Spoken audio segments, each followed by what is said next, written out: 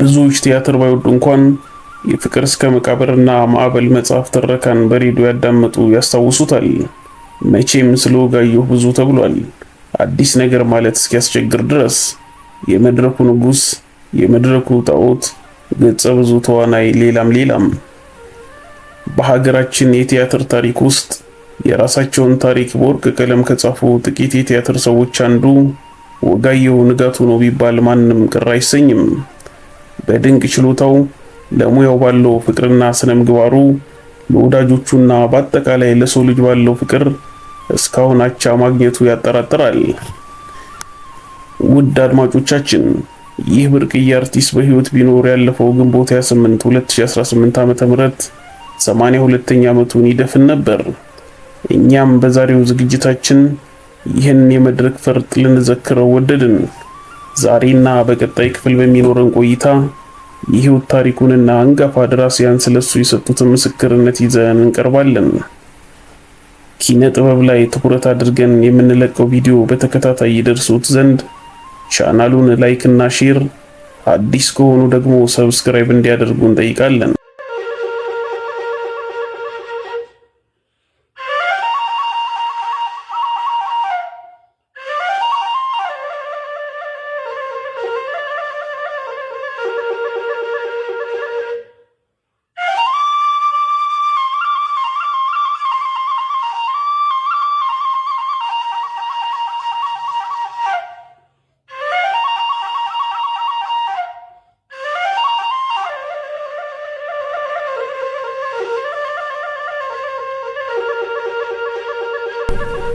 ወጋየሁ ንጋቱ ከአባቱ ከአቶ ንጋቱ ብዙነህና ከእናቱ ከወይዘሮ አምሳለ በየነ ግንቦት 28 ቀን 1936 ዓ.ም አዲስ አበባ ከተማ ቀበና ተወለደ።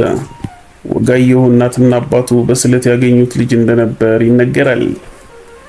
የመጀመሪያ ደረጃ ትምህርቱን አቃቂ በሚገኘው የስዊድን ወንጌላዊ ሚስዮን ትምህርት ቤት፣ የሁለተኛ ደረጃ ትምህርቱን ደግሞ ዳግማዊ ምኒልክና ተፈሪ መኮንን ትምህርት ቤቶች ተከታትሏል። በትምህርት ቤት ቆይታው በአንዳንድ የተለዩ አጋጣሚዎች የተሰጡ ትርኢቶችን ያቀርብ ነበር። ከተሰጡ ትርኢቶቹ መካከል የልዩ ልዩ እንስሳትን ድምፅ አስመስሎ ማውጣት ነበር። ወጋየሁ በልጅነቱ እጅግ ታዛዥና ዝምተኛ እንደነበር ይነገራል። ለጥበብ ያለውን ፍቅር የጀመረው ገና በልጅነቱ ሲሆን ቅዳሜ ፊልም ቤት በመሄድ ያያቸውን ፊልሞች አንድም ሳያስቀር ገልብጦ ለጓደኞቹ የመተረክና የመተወን ልዩ ተሰጥኦ ነበረው። ኮሚክ ወጣት ፊልም አብዝቶ ይወዳል። ሮጦ ወደ ፊልም ቤት ይገባል። በተለይ ቅዳሜ ሲመጣ ምንም ቢሆን ከፊልም ቤት አይቀርም። ያያትን ፊልም አንድም ሳያስቀር ገልብጦ ለተማሪዎቹ ያቀርባል። በተለይ የአለቃ ገብረሃናን ቀልዶች በሚያቀርብበት ወቅት በጓደኞቹ ዘንድ እጅግ ተወዳጅ እንደነበር ይነገርለታል። በ1955 ዓ.ም የሁለተኛ ደረጃ ትምህርቱን እንዳጠናቀቀ ቀደም ሲል የአዲስ አበባ ዩኒቨርሲቲ አቋቁሞት በነበረው ኪነ ጥበብ ወቲያትር ይባል ወደነበረው የአሁኑ የባህል ማዕከል በመግባት ከጓደኞቹ አባተ መኩሪያና ደበበ እሸቱ ጋር እንቅስቃሴ ማድረግ ጀመረ። በወቅቱ የማዕከሉ ኃላፊ በነበሩት ፊሊፕ ካፕለን አማካኝነትም የትወናን፣ የዝግጅትና የጽሕፈት ተውኔትን መሰረታዊ ዕውቀት ተማረ። ከዚያም የተማረውን በተግባር በመዋልም በተከታዮቹ ዓመታት ቀጥሎ የተዘረዘሩትን ተውኔቶች በዝግጅትና ትወና የላቀ ተሳትፎ አደረገ። ሮሚዮና ጁሊየት፣ ጠልፎ በኪሴ፣ የከርሞ ሰው፣ መድኃኒት ቀምሰዋል፣ ዳንዴው ጨቡዴ፣ የዋርካው ስር ምኞት፣ ላቀችና ድስቷ በተባሉ ትርጉምና ወጥ ተውኔቶች አብይ ሚናዎችን ይዞ በመጫወት ተደናቂ ሆነ። በ1959 ዓ.ም የቲያትር ሙያ ዕውቀቱን ለማጎልበትም ከደበበ እሸቱ ጋር ወደ ሃንጋሪ ቡዳፔስት ተልኮ የስነ ተውኔት ሙያን ለ2 ዓመታት አጥንቶ ተመለሰ።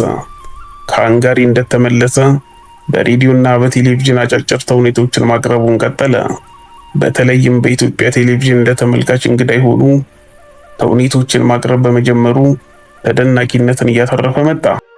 በ1962 ዓ.ም ወደ ሀገር ፍቅር ቲያትር ቤት ከተዛወረ በኋላም የቲያትር ክፍሉ ኃላፊ፣ አዘጋጅ፣ ተዋናይ እንዲሁም በሙያው ለመስራት የሚፈልጉ ወጣቶችን በማስተማር ሁለገብ አገልግሎትን ሰጥቷል።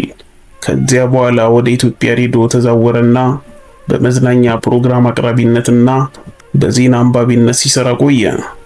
ብሔራዊ ቲያትር ከገባ በኋላም የበጋ ሌሊት ራዕይ፣ ትግላችን፣ ደመ መራራ፣ ደማችን፣ ሀሁ በስድስት ወር፣ ሞረሽ፣ አጽም በየገጹ፣ ጸረ ኮሎኒያሊስት፣ እናት ዓለም ጠኑ፣ የአዛውንቶች ክበብ፣ ዋናው ተቆጣጣሪ፣ ፍርዱን ለናንተ፣ ጴጥሮስ ያችን ሰዓት፣ ክራር ሲቀር፣ ሃምሌት፣ ሊየር ነጋሲ፣ የድል አጥቢያ አርበኛ፣ ዘራይ ደረስ፣ ገሞራው፣ አሉላ አባ ነጋ፣ እናትነሽ፣ ኦቴሎና ኤዲፐስ ንጉስ በተሰኙ ስራዎች ላይ አብይ ሚናዎችን እየወከለ ተጫውቷል። አንጋፋው ከያኔ ወጋየሁ ንጋቱ በህይወት ዘመኑ በመድረክ 30፣ በቴሌቪዥን 18፣ በሬዲዮ 46 በጠቅላላ 94 ቲያትሮችን በመጫወትና የህዝብ ልጅ በመሆን ዘመኑን አልፏል።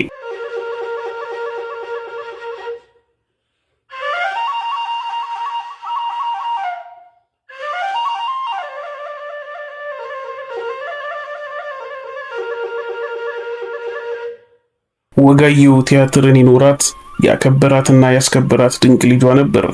በነጋሽ ገብረ ማርያም የድል አጥቢያ አርበኛና የአዛውንቶች ክበብ፣ በመንግስቱ ለማ ጸረ ኮሎኒያሊስት፣ በጸጋዬ ገብረ መድኅን እናት ዓለም ጠኑና ጴጥሮስ ያችን ሰዓት፣ በመላኩ አሻግሬ አንድ ጡት፣ በማሞ ውድነህ አሉላ አባ ነጋ፣ በተስፋዬ ገሰሰ ፍርዱ ለናንተ ወዘተ ቲያትሮች ውስጥ መልኩን እየለዋወጠ በተጫወታቸው ገጸ ባህሪያት ወጋየሁ ነፍሱና ስጋው ለቲያትር ጥበብ መፈጠሯን ማስመስከር የቻለ የቲያትር እንቁ ነበር።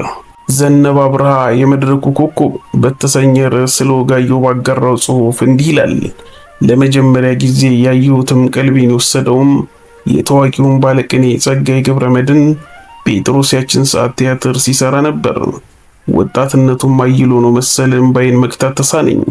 ደግነቱ አዳራሹን የሞላው ታዳሚ ሁሉ ይነፋረቃል በማለት ወጋየሁ በአቡነ ጴጥሮስ ተመስሎ ሲጫወት የፈጠረበትን ስሜት ይገልጻል።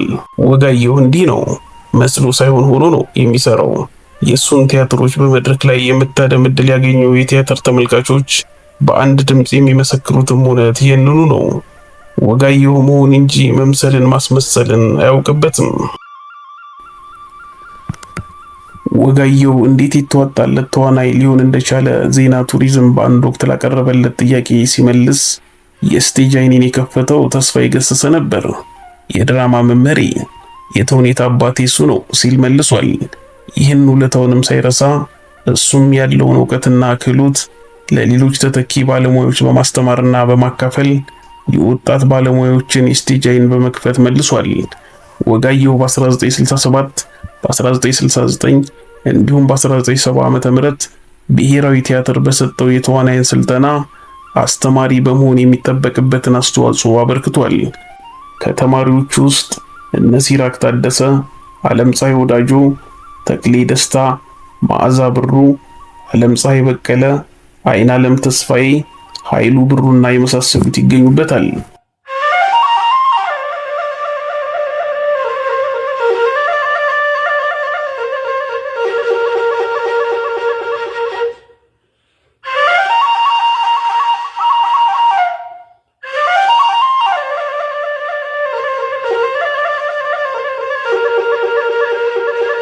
ወጋየሁ ከተውኔት በተጨማሪ በመጽሐፍ ትረካዎቹ ይታወቃል። በመጽሐፍት ዓለም ፕሮግራም በሬዲዮ ከተረካቸውና አድናቆትን ካተረፉለት መጽሐፍት መካከል የሐዲስ ዓለማየሁ ፍቅር እስከ መቃብር፣ የብርሃኑ ዘሪሁን ሶስቱ መጽሐፍት ማለትም ማዕበል የአብዮት ዋዜማ፣ ማዕበል የአብዮት መባቻና ማዕበል የአብዮት ማግስት የተባሉትና የገበየሁ አየለ ጣምራ ጦር ከተደራሲያን አእምሮ የማይጠፉ ናቸው። ያም ሆኖ ግን እንደ ፍቅር እስከ መቃብር የወጋየሁ ንጋቱ የሬዲዮ ትረካ ችሎታው ነጥሮ የወጣበትና ዛሬም ድረስ ተወዳጅ የሆነበት ስራ ያለ አይመስልም። ለዚህ ድንቅ ስራው የመጽሐፉ ደራሲ ሐዲስ ዓለማየሁ መጽሐፉ ተተርኮ እንዳለቀ ለወጋየሁ ፍቅር እስከ መቃብርን የጻፍኩት ወጋየሁ ነፍስ ዘራበት፣ እኔ ከጻፍኩት ይልቅ እሱ በህዝብ አእምሮ ይሳሉ ይበልጣል በማለት ለወጋየሁ የተረካ ብቃት ምስክርነታቸውን ሰጥተዋል። ወጋየሁ የልቡን የሚመዘግብባት አረንጓዴ አጀንዳ እንደነበረችው ይነገራል። በ1973 ዓመተ ምህረት ይጠቀማት የነበረችው አረንጓዴው አጀንዳው ስለ ስነ ስርዓቱ ብዙ ትናገራለች። በዚህ ማስታወሻው ላይ የወጋየሁ የልደት ቀን ግንቦት 28 መሆኑ የተረጋገጠ ሲሆን በአጀንዳው መጨረሻ ላይ የታዋቂ ሰዎች ስልክ ቁጥር መስፈሩ እርሱ ምን ያህል ከዘመኑ የጥበብ ቁንጮች ጋር የጠበቀ ግንኙነት እንደነበረው ያሳያል። በአጀንዳው ላይ የሰፈሩት ስሞች ሎሬት ጸጋዬ ገብረመድህን፣ አስናቀች ወርቁ፣ መንግስቱ ለማ፣ ተስፋዬ ገሰሰ፣ ጠለላ ከበደና ፍቅርተ ደሳለኝ ይገኙበታል።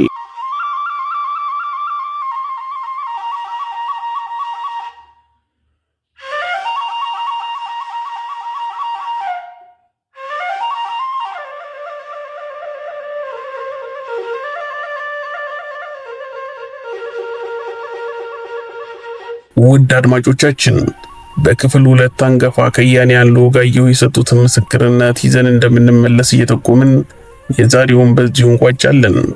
በምንጭነት ሰዋሰው ድረገጽን፣ ተወዳጅ ሚዲያን እንዲሁም ፈርጥ መጽሔት የመጋቢት 1993 እትምን ተጠቅመናል።